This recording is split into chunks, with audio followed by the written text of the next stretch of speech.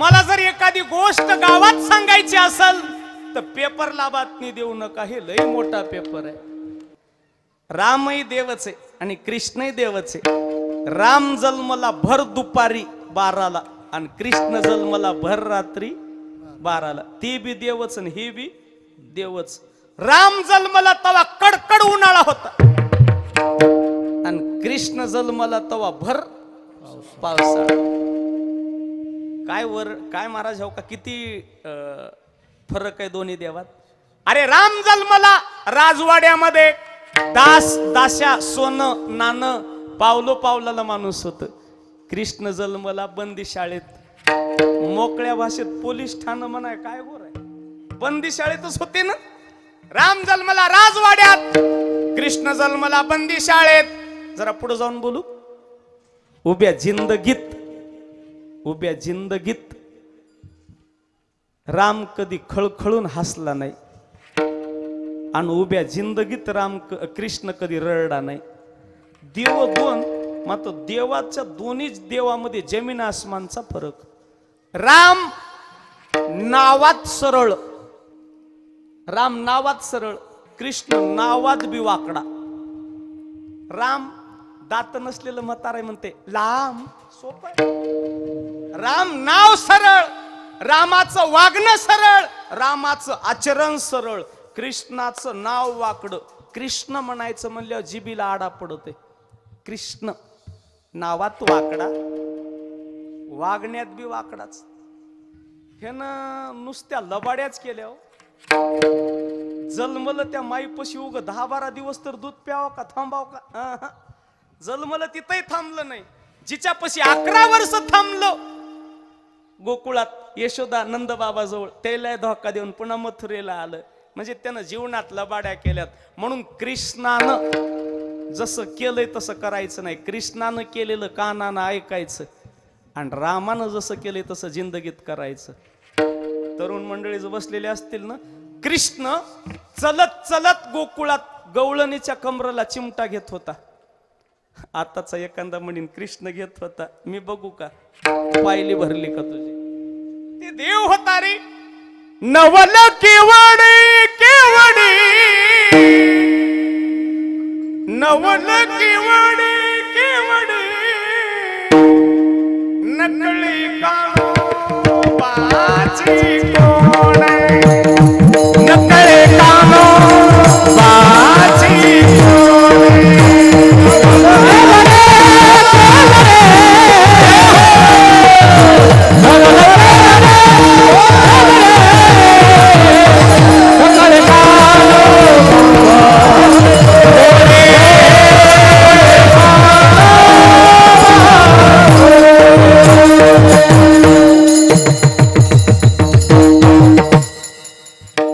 कृष्णाचं नवल आहे गडे. नवल केवडी केवडी, नकळी कानोबाची कोडी. कृष्णाच्या गोष्टी नवलाच्या आहेत गडे, रामाच्या गोष्टी आचरणात आणायसारख्या आहेत. म्हणून त्या कृष्ण 8 वर्षाची मूर्ती वसुदेव देवकीच्या पुढे प्रगट झाली. देवाचा जन्म होत नाही. इथे एक लक्ष द्या, देव प्रगट होते. नामयाचा स्वामी प्रगटला. देवाचं प्रगटीकरण नाही. अरे जन्माला येतोय जीव, प्रगट होतय देव. महाराज तो 8 वर्षाची मूर्ती उभा टाकली. वसुदेवानंद देवकीने विनंती केली, देवा लहान हो. तो देव लहान झाला आणि देवकीने सांगितलं, धनी सोडा सोडा मिठी, लपवा लपवा जगजीटी. झनी कंसाशी कळेल माझ्या बाळाशी मारेल. मालक ह्याला लपवायचं करा गडे. खळकंडोळ्यात पाणी आलं, खळकंडोळ्यात पाणी आलं. वसुदेवाच्या देवकी बोलायलीस खरे ग. मया अंगाला साकळ दोर आहे, माझ्या हातात बेड्या पायात बेड्या, मी लेकराला कसं नेऊ ग. कृष्णानं सांगितलं, पप्पा मला उचला तर खरं. उचलिला कमळापती,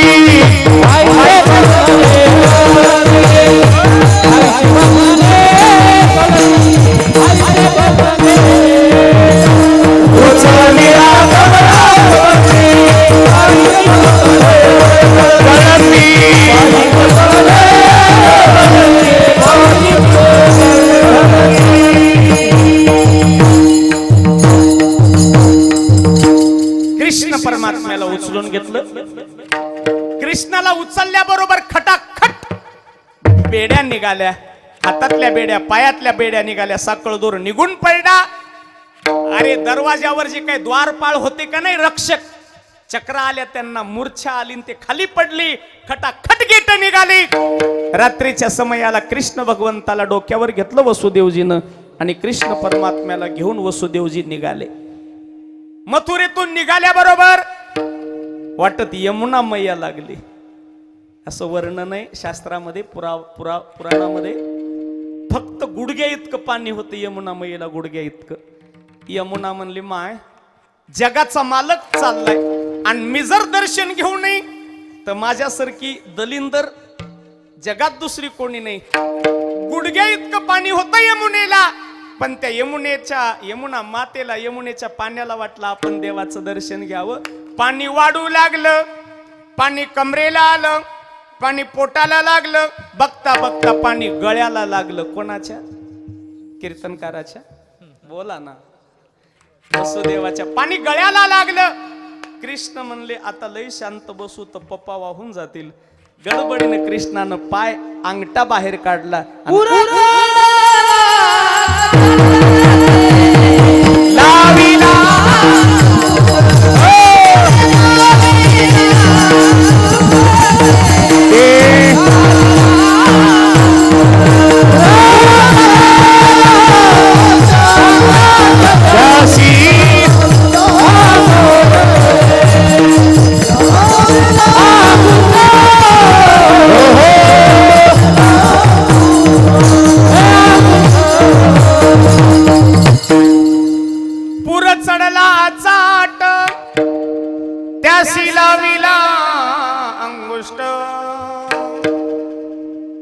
यमुना मातेनं दर्शन घेतलं.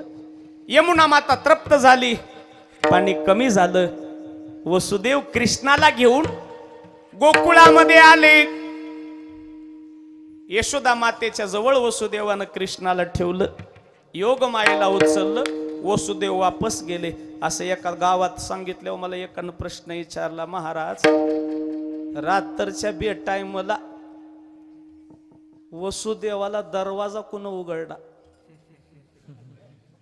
सांगणाऱ्यापेक्षा ऐकणारे लय हुशार हो. मी त्याला म्हणलं, दादा वसुदेवाला दरवाजा कोण उघडा सांगतो गडे. रात्रीच्या 2:30चा टाइम होता. म्हणलं नंदबाबाच्या घरी 9 लाख गायी होत्या आणि गायीला चारा वैरण टाकण्यासाठी नंदबाबा रात्री झोपीतून उठले. दरवाजाच्या वाट गायीला वैरण टाकण्यासाठी, चारा टाकण्यासाठी तिकडं नंदबाबा गेल्यावर तो दरवाजा उघडा राहिला आणि त्या टाइम मध्ये वसुदेव घरी आले नंदबाबाच्या आणि कृष्णाला ठेवलं, योगमाईला घेतलं आणि वापस गेले. बरोबर आहे. आपणही रात्री शेतामध्ये ढोरा वासरायला वैरण चारा टाकायला रात्रीच्या एखाद्या वेळेस उठतो आणि चारा वैरण करतो. त्याप्रमाणे नंदबाबाच्या घरी कृष्ण कन्हैयाला ठेवलं. वसुदेव वापस आले. 4 वाजले, पहाटे 4. गोकुळामध्ये 4 वाजले आणि 4 वाजता जुन्या काळामध्ये झोपीतून बाया उठत होत्या. किती वाजता? 4 वाजता. आता डासाळ्यात किती वाजता उठतात तुम्ही? 8. महिला मंडळी विरोध पार्टीवाले 8 म्हणाले. लक्ष द्या. आता काम कमी झालेत ना.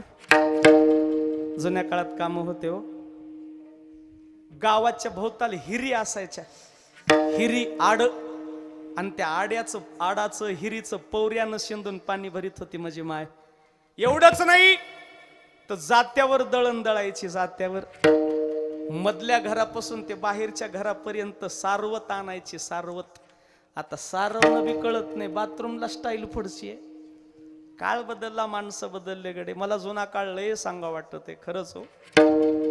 जुना काळ. आम्ही जर शाळेत जायला गेलोत ना लहानपणी शाळेत, तर आमची आई म्हणायची, काशीनाथ शाळेत जाय नाही तर तुझ्या नरडीचा इकडं बी घेतात. मला वाटलं आमच्या इकडंच घोट घेतात काही. म्हणायची हो आई. आई म्हणायची, काशीनाथ शाळेत जाय नाही तर तुझ्या नरडीचा घोट घेईल. जरा पुढे जाऊन बोलू. राग राग जर आईने एखादी चापट मारली ना, चापट एखादा झपका दिला ना पाटीत, पाटीच्या मुंग्या निघत होत्या, मेलो मेलो मेलो. आम्ही शाळा येईपर्यंत थांबायचो नाही, शाळा पाटीच्या मुंग्या निघायच्या, पाठ चोळीत शाळेत पळत होतो. आताची मम्मी म्हणायली, पिल्लू हे पिल्लू शाळेत जाय ना माय. पिल्लू म्हणाली, त्याची मम्मी त्याला असं करायली, पिल्लू बी पांचट. पुढचं तुम्ही म्हणा, मी काय म्हण, ज्याचे गावी करावा वास त्याशी नसावे. काळ बदलला, माणसं बदलत गेले हो. लक्ष द्या, लक्ष द्या. 4 वाजता झोपीतून बाया उठायच्या, 4 वाजता. कामं होते भरपूर, आता काम कमी झालेत ना, म्हणून माय माऊली झोपीतून उशिरा उठते. खरं सांगू, स्त्री ही घरची लक्ष्मी आहे. ऐका माय, समद कीर्तन नाही लक्षात आलं तर न येऊ द्या, पण स्त्री ही घरची लक्ष्मी आहे. लक्ष्मीनं कधीच सूर्य निघेपर्यंत झोपू नये, दिवस निघेपर्यंत झोपू नये. शास्त्र सांगते, रामपाऱ्यात पहाट 5 वाजता आपल्या दारात रामाची फेरी येते.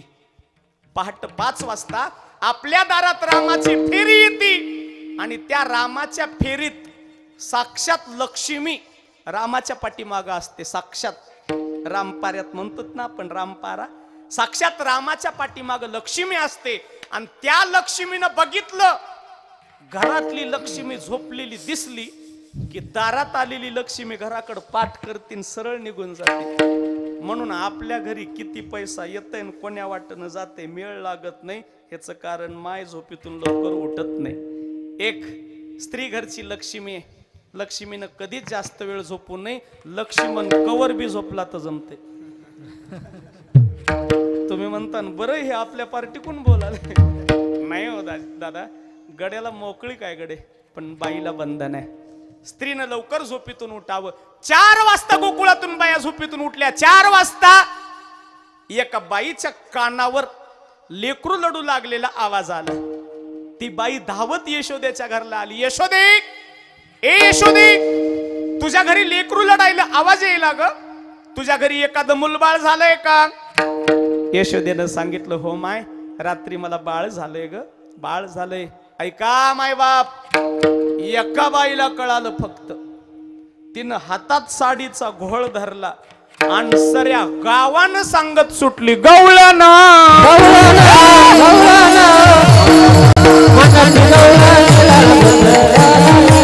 भले भले,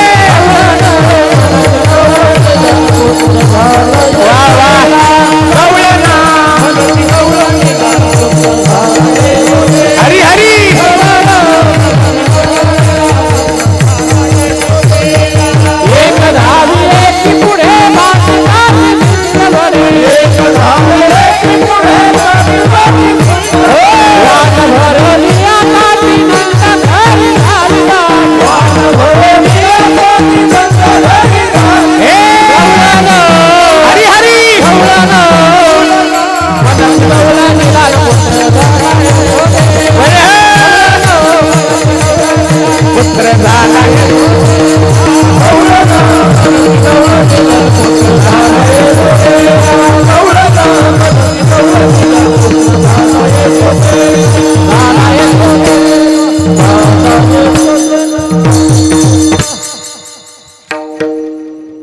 एका बाईला कळालं. 15 मिनिटात साऱ्या गावानं कळालं. डासाळेकर, तुम्हाला जर एखादी गोष्ट गावात सांगायची असेल तर आकाशवाणी परभणी केंद्रावर जाऊ नका, हे लय मोठं केंद्र आहे. तुम्हाला जर एखादी गोष्ट गावात सांगायची असेल तर पेपरला बातमी देऊ नका, हे लय मोठा पेपर आहे. ह्याला एक गोष्ट कळाव, अर्ध्या तासात जर सऱ्या गावाला नाही कळाली तर पुन्हा कीर्तनच करीत नाही. पुन्हा म्हणत्या, तुला सांगाले बरं शकुंतला, खाल्ल्या वाड्यातल्या धुरपतीला सांगू नको, सऱ्या गावानं फुकीत. हीच येणोच नाही, टिंगल नाही, ही सत्य परिस्थिती. गड्याच्या पोटात 100 गोष्टी राहतात, पण बाईच्या पोटात एकही गोष्ट राहत नाही. ह्याला महाभारतात कारण आहे. प्रत्येक गोष्टीला कारण आहे हो, आपण वाचित नाव, हे आपलं अज्ञानपण आहे. ही लाईट कशी तयार करायची लाईनमॅननं शोध लावला नाही, 33 केवी उपकेंद्रवाल्यानं शोध लावला नाही, ज्ञानोबारायानं 12व्या शतकात ज्ञानेश्वरीत लिहून ठेवलं आणि ते वाचलं तसं करून बघितलं. हो का उजेड पडला, काय प्रमाण आहे. उदकाची निमिषी प्रगटली तीच लखलखीत दिसी, ती विजू माझी आसी सलील काही. उदक म्हणजे पाणी, उदकाची नि आवेशे, पाण्याच्या दबावानं पाण्याच्या प्रेशरनं विद्युत प्रवाह तयार होऊ शकतो. ज्ञानोबारायानं 750 वर्षापूर्वी लिहून ठेवलं. ते आताच्या इंजिनियरनं विद्युत अधिकाऱ्यानं लाईनमॅननं वाचलं आणि तेव्हा का उजेड पडला. प्रत्येक गोष्ट पुराणात आहे, आपण वाचित नाव हे आपलं अज्ञानपण आहे. का बाईच्या पोटात गोष्ट राहत नाही. महाभारतात बाईच्या जातीला दिलेला सराप राहतच नाही. मग ती मै बायको असो का तुमची बायको असो, राहत नाही बाईच्या पोटात कोणतीच गोष्ट. मला जवळून पळाले राम महाराज. आता कॅमेरा लावलाय आमच्या संतोष भाऊनं, जरा दडपण आहे, नाही तर मोकळं कीर्तन असते आपलं. एका बाईला कळाल, ते एका बाईला सऱ्या गावानं बातमी कळाली. गवळण सांगे गवळणीला पुत्र झाला येशुदीला, वान घेऊन या ताटी नंदा घरी झाली दाटी. गवळणा गवळणा म्हणती गवळणीला पुत्र झाला यशोदेला, गवळणा म्हणती गवळणीला पुत्र झाला यशोदेला.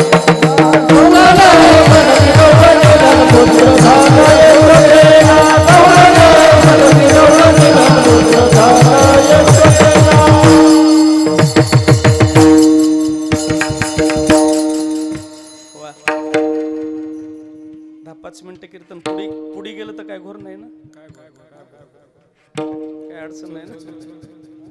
चाचा काय अडचण नाही.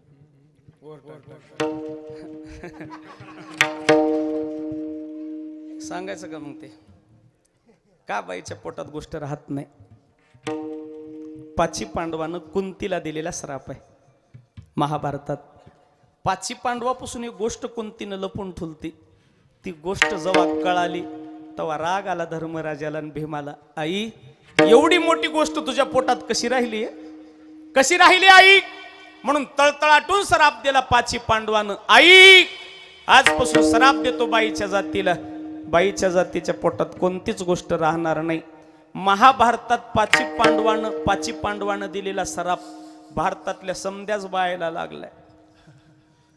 नवऱ्याची गोष्ट बाईच्या पोटात राहत नाही बापू. नवऱ्याची लिकीज होतीच.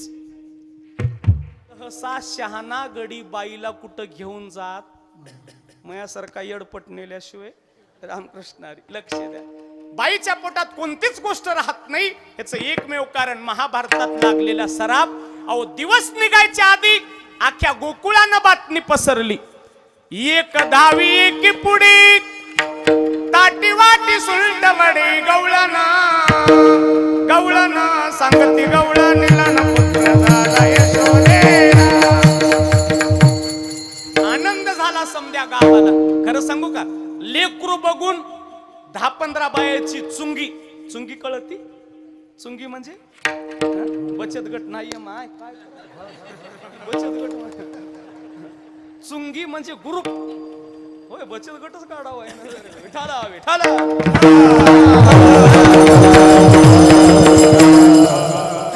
10-15 बायाचा ग्रुप येऊ लागला लेकरू बघायला. खरं सांगू, नंदबाबाच्या घरून आलेल्या बाया आणि इकडून जाणाऱ्या लेकरू बघाय बाया, ह्या इकडून जाणाऱ्या बाया विचारू लागल्या, ए कसा आहे ग कृष्ण, कसं आहे ग लेकरू, कसं आहे ग नंदबाबाचं लेकरू. पाहिला पाहिला नंदाचा नंदना, पाहिला पाहिला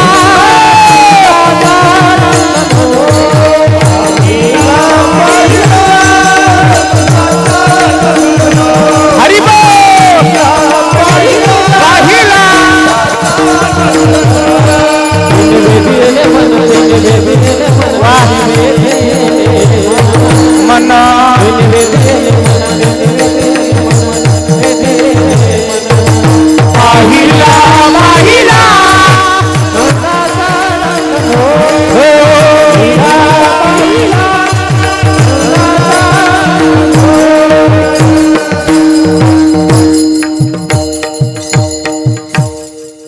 आलेल्या लेकरू बघून आलेल्या बाया म्हणू लागल्या, माय लयच गोड आहे ग लेकरू.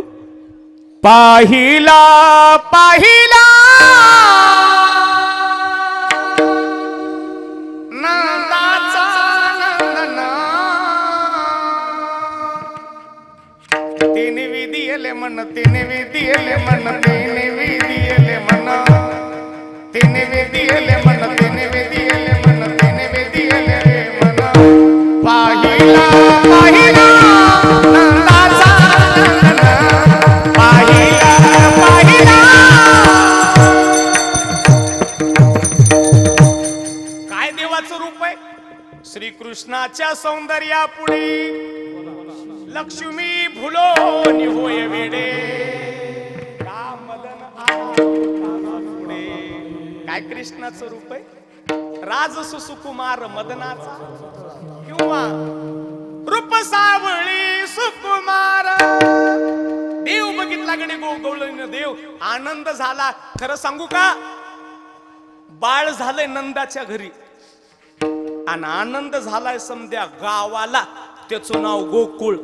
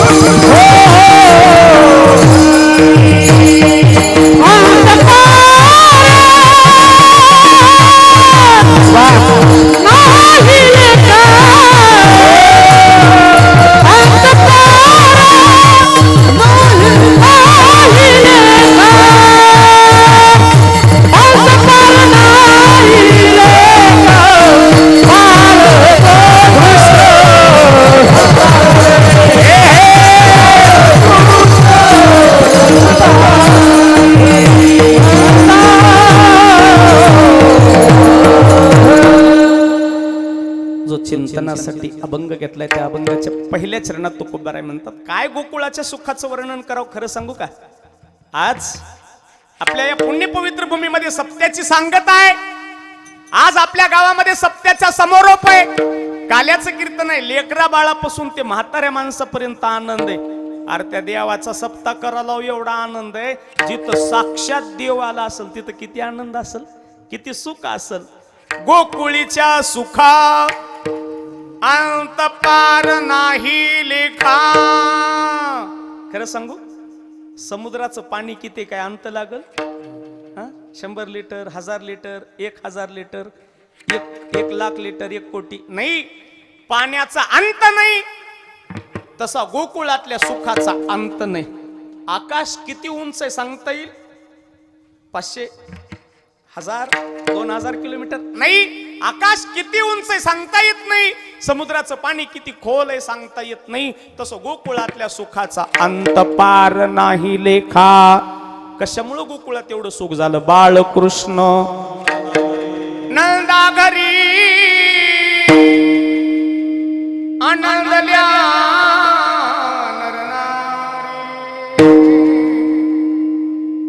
गुडिया दूरने करीती कथा गाती गाणे. बाळकृष्ण नंदा घरी आनंदल्या नर नारी. तुका मने छंदे मन मोहिली गोविंदे. बाळकृष्ण नंदा घरी आनंदल्या नर नारी. विठोबा